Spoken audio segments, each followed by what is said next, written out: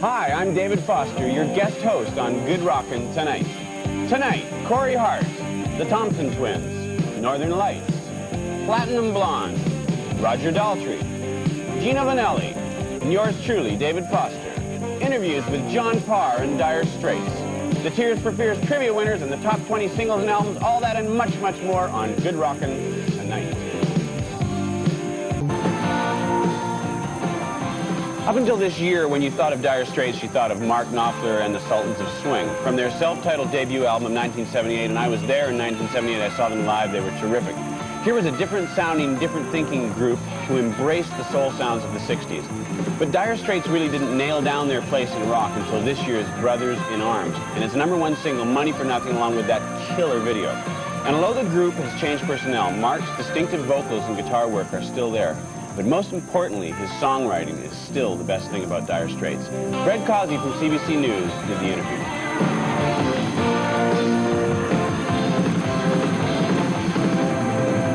I'm wondering, do you see any significance in the fact that British bands are once again dominating the charts in North America?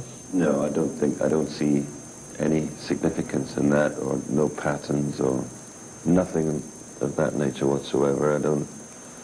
I don't believe in all of this, the British invasion this, or the American this, or the Canadian sound, or any of that. That's all media stuff. But if it happens that there's 3 Canadian bands doing well, people start writing reams and reams of copy about this and that. That's just keeps the support industries busy. Yeah, it's just a coincidence. But don't you think there is kind of a sort of creative fertility in British music right now? There always has been from Britain, but at the same time there's a tremendous amount of mediocrity coming out of British music, and people shouldn't forget that either.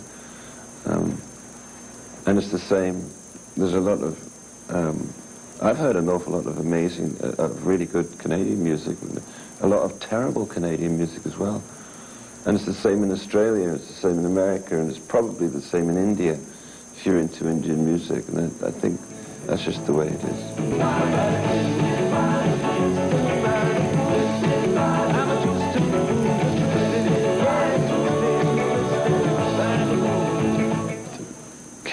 Little kids are really impressionable. I mean, I grew up watching Hollywood movies, and so did you, and you probably know as well as I do that it's just that it now inhabits your consciousness. It's colonized it in a way, and it's very difficult to lose that. And it's wrong to assume that people are going to be impervious to that kind of influence, that people will imitate. So you accept that responsibility? Yeah, I accept responsibility. Not only that, I mean, I'll accept responsibility for what I write. I'll accept responsibility for what I do on the stage. You have to. I mean, I think that's probably what being a person is, isn't it?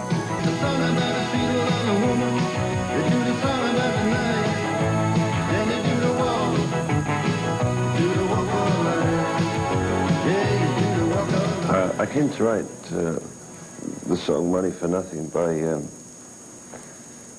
going into a store. It's like a store that sold all kinds of electronic stuff, you know, like fridges, and they had a kitchen display in the front window, and it had a wall of TV sets at the back. And I went inside, and there were some guys in there who worked in there talking. All these TV sets were tuned to MTV, and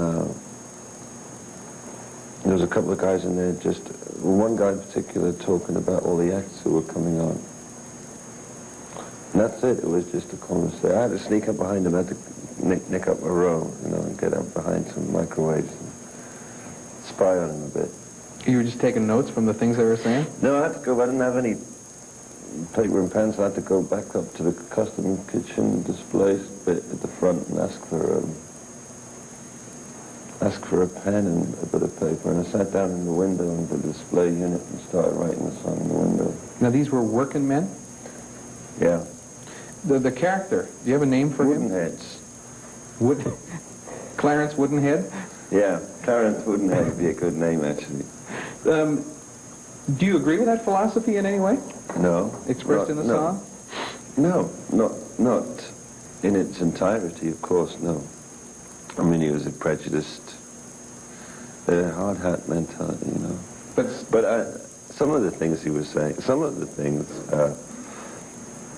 obviously, there's a bit in all of us which agrees with him too. I know that.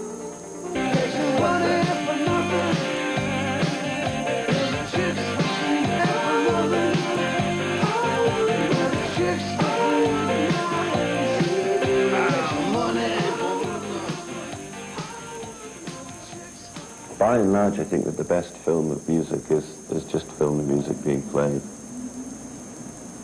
Man, most videos don't make it at all. Most of our videos I just don't like at all. And I never have liked them, really.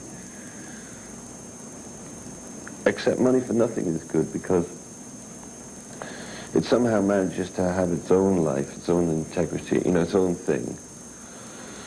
And it's very difficult to do that with a video because usually it's telling the same story as the song, which is no good because you're just saying something twice, or it's telling a completely different story, which is no good either because it's not the story that the song was supposed to be telling. So, but in this case, it works. It just works. It has its own world. You know, it does that by animation, probably.